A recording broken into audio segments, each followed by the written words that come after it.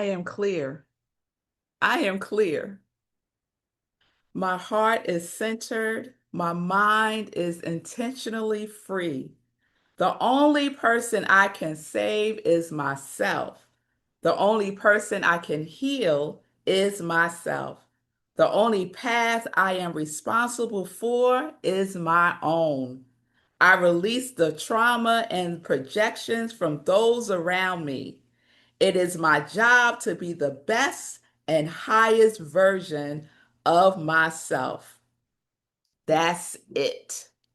Girl, when I found that song, I was like, girl, where you been all my life? That was Clarity by Joy Soul Music. Now, is that not the perfect name? Joy Soul Music, Clarity. Check her out. Check her out. All right. So, welcome again. I hope that has put you in the space because Rev Jones, meditation and prayer, that was the start, y'all.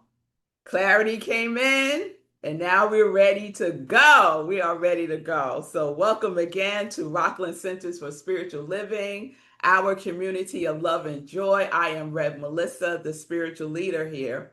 And before we get into our message today, I want to let you know that this month is today is International Day of the World's Indigenous People. So let's just take a moment because just here in the United States, and I'm not going to go all the way there, y'all. I'm not. I can, but I'm not. Just in these here United States of America, the way the indigenous people have been treated, I don't have words for. So when we could take a time collectively to just honor their presence, their very footprint on this place that we call home, on this physical plane. This is happening collectively. This day is a day that was created by the United Nations. So let's just take a moment and pause for indigenous people all around the world who have been displaced, dishonored, disavowed, destroyed, but oh, wait, I said I wasn't going there, y'all. Okay, let me come back. Let's just send some love and gratitude to all the indigenous people around the world. Let's take a breath in and let it out. And what just came to mind was the Hawaiian prayer of forgiveness. So let's say together, I love you. I'm sorry. Please forgive me. Thank you.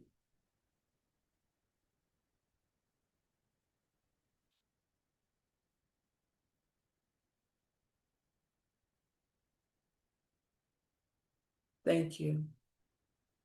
Oh, okay. Had to get that out, y'all. I had to get that out. So, on a lighter note, this month is National Dog Month. So, all you dog lovers out there, all our dogs that are in heaven, it is National Dog Month. And tomorrow is, I didn't even know this was a thing, but I was like, give it to me, y'all. National Lazy Day. Isn't that great for a Monday? National Lazy Day. So celebrate as you see fit. All right? All right. So here we are. We are in our 2026 annual theme, Open at the Top. And we are expressing being open at the top this month through our August theme, The Fear and the Furious. So last week we explored anger as a force for change, and we discovered that anger is not the enemy, that anger is not a bad emotion. It's energy, it's information, And when guided by love, that same energy can become a force of healing and transformation. And Rev Joan has demonstrated that in our meditation, that love can be a transformative force for fear. So today we're going to explore fear through the message Fierce Clarity. Fear becomes a compass. Fierce clarity. Fear becomes a compass. So if anger says to us something isn't right, then fear is asking us, now what are you going to do about it? What are you going to do about it? So I've been thinking about CSL's monthly theme, The Fear and the Furious. And if you don't know, it's a play off of the movie franchise, The Fast and the Furious, right? I think I saw one of those movies, the first one. I think there's like 10 or 11 of them now. Vin Diesel's making a killing, y'all, just through that one franchise. So I did a little digging around and I learned about this character in the franchise called Han Lu. So Han has this wonderfully Zen energy and he's always snacking, always snacking. Han believes that people let fear make their decisions, that fear tells them to hesitate, that fear keeps them looking over their shoulder, that fear traps them in regret and the cycle of what if. So Han's philosophy in the Fast and the Furious franchise is this: make a choice, own it, and stop living looking in the rear view mirror. So the way that Han drives, I don't recommend that at all, but I do recommend this philosophy: make a choice, own it, and stop looking in the rear view mirror. So when we think about that from a spiritual perspective, what is he saying? He's saying, don't let fear drive. Don't let fear drive. And I think Ernest Holmes would agree, although he would probably put it a little differently than Han, right? But this is what Holmes tells us. He tells us don't ignore fear. Don't ignore anything, even when we're not feeling well. Don't ignore it. Our teachings tell us to clarify our thinking around anything that comes up.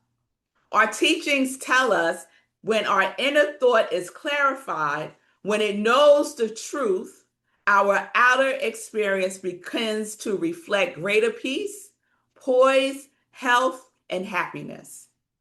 Holmes says that this inner thought becomes clarified as we unify with God. So our inner thought has to be clarified for us to have an experience of clarity. So just notice it's the inner clarity and then the outer transformation, not the other way around. When we focus on the outer, it becomes exhausting. When we shift to the inner, it becomes transformational. So Han, in the Fast and the Furious movies, it always begins with action. In our teachings, it doesn't begin with action. It begins with consciousness. It begins with consciousness. So Science of Mind teaches that both of those belong together. Consciousness and action. And we've been talking about that we have to walk the talk. We have to show up in consciousness and be the thing. Because clarity within creates courage without. Clarity within creates courage without. So it got me thinking about where we are in today's world and the question, what's driving your life? What is driving your life? And I think it's a timely question because if we're honest, we are living in a season where fear seems to be everywhere, doesn't it? It just seems to be everywhere. It's in our news feeds, it's in political conversations. Fear is influencing our financial decisions, it's impacting our relationships. Fear affects how we think about our health, our children, our future, and the future of the world. Sometimes it can feel as though fear has become the loudest voice in our culture. And fear has a remarkable ability to narrow our vision. We begin to think that is all that there is, but we know that is not the truth. So when we live in this place of fear, when we are afraid, we become very reactive instead of reflective, right? We begin protecting instead of becoming creative beings that we are. We feel like we got to protect everything. We become suspicious instead of becoming curious. We start asking ourselves, how will I survive? Instead of, how can I serve? How can I serve? What is mine to do? So, fear isn't just a personal experience that each of us are going through individually. Fear becomes a collective consciousness. Remember, consciousness comes first and then the action. So there is a collective consciousness around fear and a very unhealthy collective consciousness around fear. And this is why our spiritual practices matter so much. Are you committed to your spiritual practices to ground you in this world that we are living in today? Science of mind does not ask us to ignore what is happening in the world. We need to be engaged, but we need to be grounded in the truth before we step out in there. And that requires fierce clarity. I love that word fierce because it has all the attitude, all the don't mess with me kind of feeling tone. To be fierce about what you are clear about. So we are being called to become clear enough to respond rather than merely react. And from that clarity, we can choose how we participate in creating something better. CSL would say, in creating a world that works for everyone. So again, no pretending here. No pretending that everything is peachy keen. We're not denying any challenges that we are facing. But what we are doing is refusing to let fear become the author of our story. What we are doing is refusing to allow fear to drive our life. So the question isn't whether fear is going to show up. Fear shows up, just like anger, just like all the other emotions. It shows up.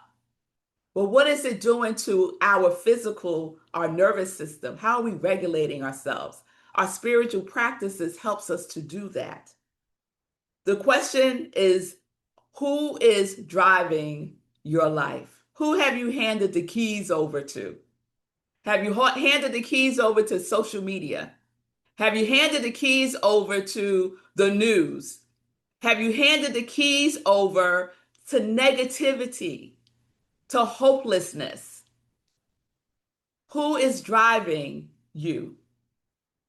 Don't let fear drive y'all.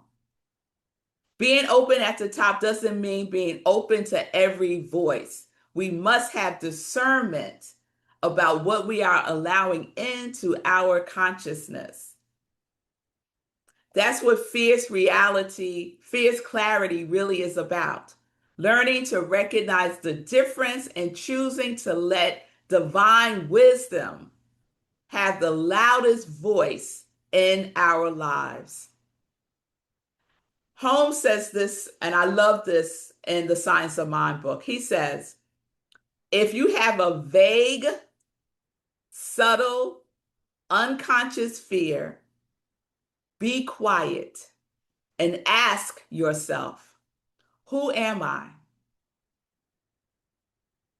What am I?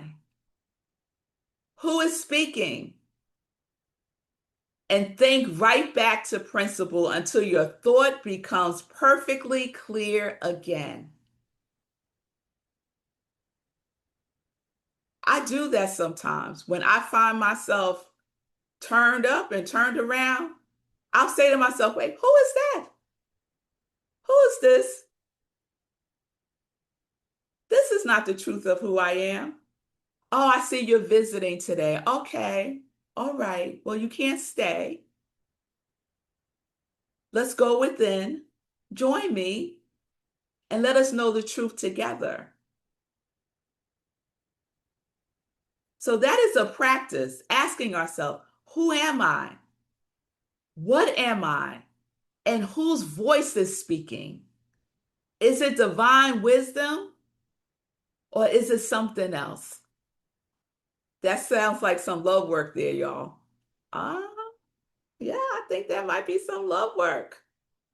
Because we need to pay attention because Ernest Holmes isn't asking us to ask ourselves, what am I afraid of?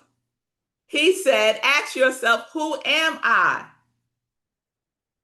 It takes me back to one of my favorite scenes in the Black Panther, one of my favorite movies, right? Wakanda and King T'Challa is fighting somebody, and the Queen, Angela Bassett, I know that's not their name in the movie, but Queen Angela Bassett asks King T'Challa, who, because he was getting his butt kicked, she yelled out, who are you?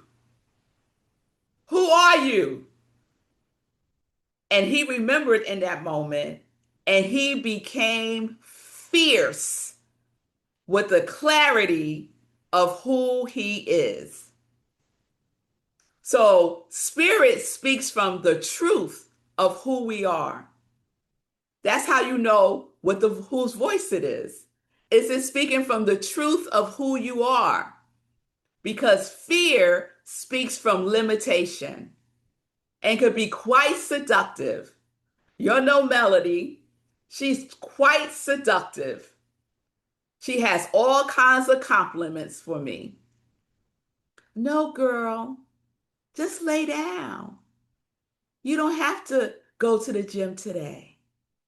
It's okay. You work so hard. Seductive, limitation.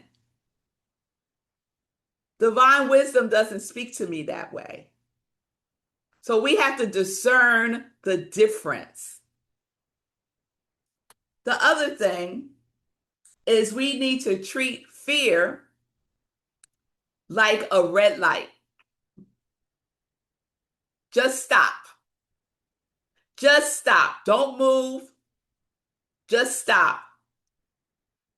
And think about perhaps fear was never meant to be a red light. Perhaps fear is a flashlight. A flashlight doesn't stop you, right? A flashlight illuminates. So fear can also illuminate something that we need to see in consciousness so that we can transform it. The same way that anger is a force for change. Fear can become a compass. So fear can become that flashlight that is illuminating what we could not previously see. It can reveal, that illumination can reveal the next step. It might not reveal the entire journey, y'all, but it can reveal just enough so that we can move forward. Sometimes we are in fear because we are afraid of what we do not know. We are afraid of the uncertainty. But not knowing everything is where faith comes in. Rev Jones likes to say, we faith it out. We faith it out. So we know enough to take that faithful next step. It's like driving through fog or driving through that heavy, heavy rain that we had last week. Our headlights don't illuminate the entire road. We can only see a couple of feet ahead of us. That's all we can see. And somehow that's enough for us to keep driving, moving forward. And as we keep driving, we trust that we will get to our destination because we trust that our headlights are illuminating enough for us to keep going those next few feet. And then the next few feet, illuminate and go the next few feet.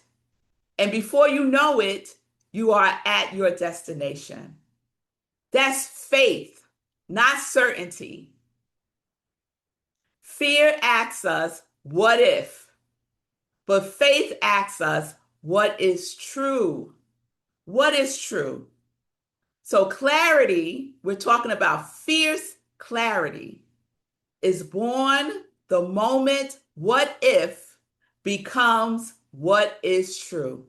So when you hear yourself saying what if from a place of fear, you can ask yourself, who am I and what is true? We have to be in the action of the consciousness, yes? Because fierce clarity is never passive. It moves us. Even in the being still and know, that is still action. We are in the activity of being still and knowing the truth of who I am and what is true. And then we're listening for that divine wisdom to guide us, to move us in those next few steps that we need to take. And we are trusting that faith will reveal as we move along, illuminating our path. This is the life that we get to choose to live. So once we become clear about who we are, what we value, what spirit is calling us towards, we cannot remain parked. It's time to shift gears, y'all, and go into drive. Clarity always leads to movement, and movement changes more than our own lives. It's not just about us. Science of Mind teaches that thought coupled with feelings become creative power. And when our thoughts are rooted in truth and our hearts are aligned with spirit, our actions naturally become more intuitive, intentional, compassionate, and more authentic. And then we begin to bless not just ourselves, but we bless others. Our courage may give someone else courage. We never know the impact of our presence in the world is having on others. Our clarity might become someone else's hope. When someone's talking to you about this world, how do you shift the conversation so that they can leave it feeling more hopeful? Or do you choose to go down that road with them? That's leading where? Let's go down the roads that lead to love and more oneness. Again, not ignoring what is happening, but what consciousness are you bringing to it? We get to decide that. And that's how transformation ripples forward. Han from The Fast and the Furious tells us not to live in the rear view mirror. Stop looking back there because our teachings guide us to think to principle. Think to principles And when we do, our minds become clear. Together, they remind us that life isn't asking us to see the entire road ahead. Life is asking us to be clear enough to take the next faithful step. So let's stop asking ourselves, how do I get rid of fear? That's exhausting. To spend your time trying to figure out, instead of faith it out, this fear. Fear is a messenger.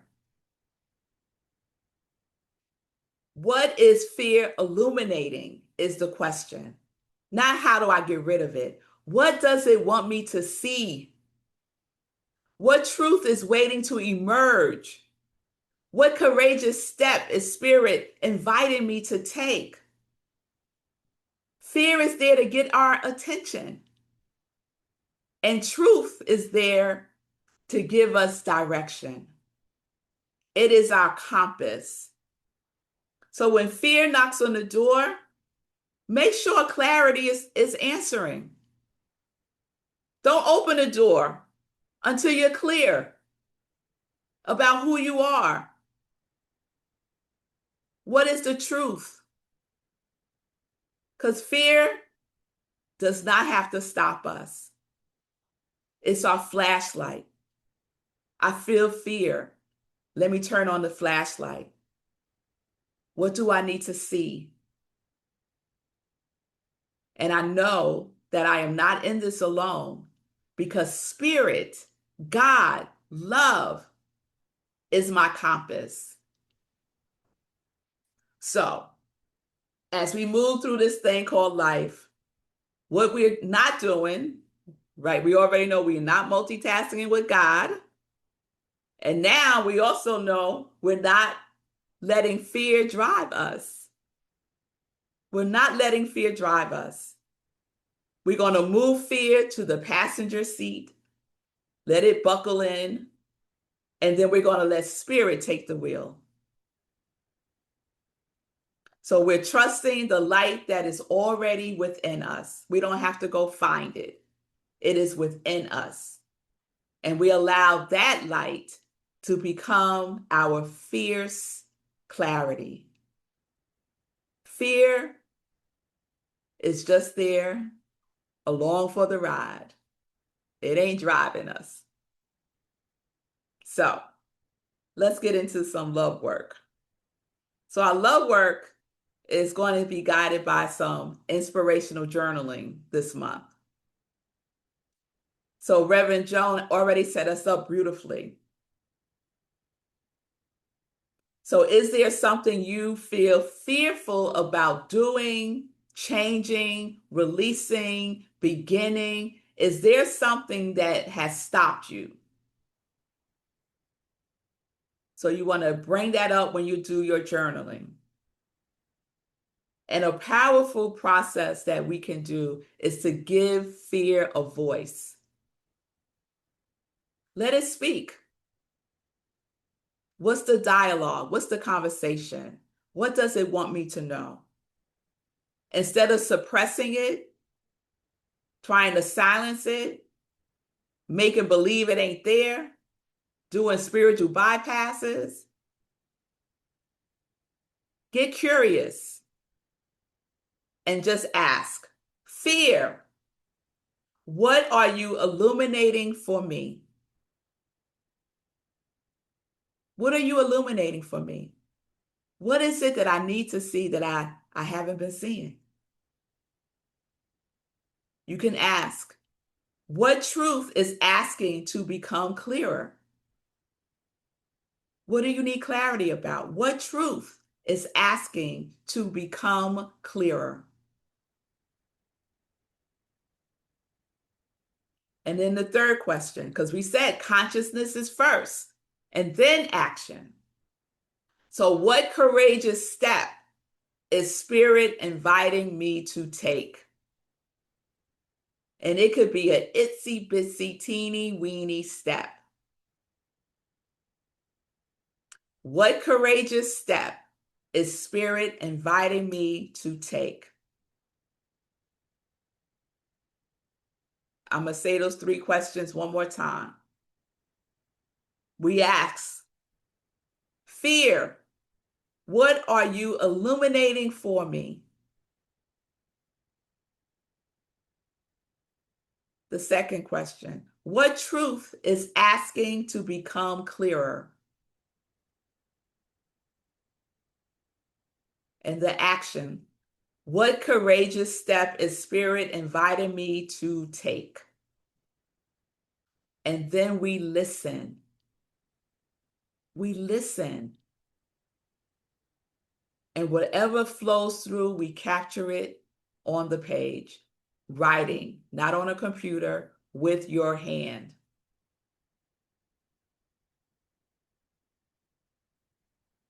So remember, you don't need to see the whole road.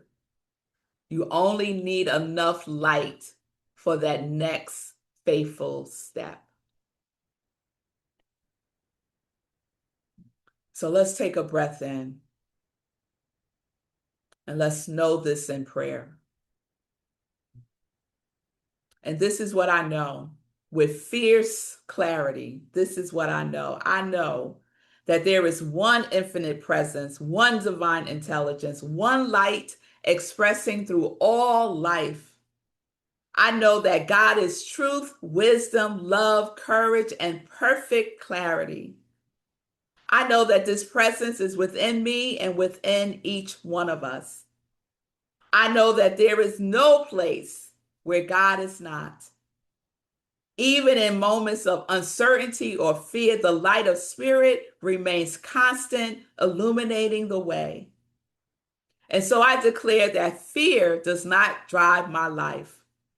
I honor what I feel, listen for wisdom, and return again and again to the truth of who I am. Who are you? Who are you? I am light. I am divine. I am the individualized expression of joy itself. Who are you? We are the light. We are the destiny of God in form. I am knowing right here and right now that divine wisdom guides us forward. Divine love surrounds us everywhere we go. That divine courage moves through each one of us. And knowing that I stand and move with faith, I release the need to see the entire road ahead. I trust that the light that reveals my next faithful step moves through me and I move. I move forward with fierce clarity, knowing Spirit is my compass and is guiding the way. So I am grateful. I am grateful for this truth. I am grateful for this awareness. I am grateful for this consciousness. I am grateful for this community. I am grateful for this light. I am grateful for it all. And I am grateful for the courage to live it. So I release this. I release this into the word. I release this into the law. I release this into love itself, knowing that it is already done and that there is no way, no how that it returns void. And those who know this is the truth, say with me, and so it is. And so it is. And so it is. And let's take a breath.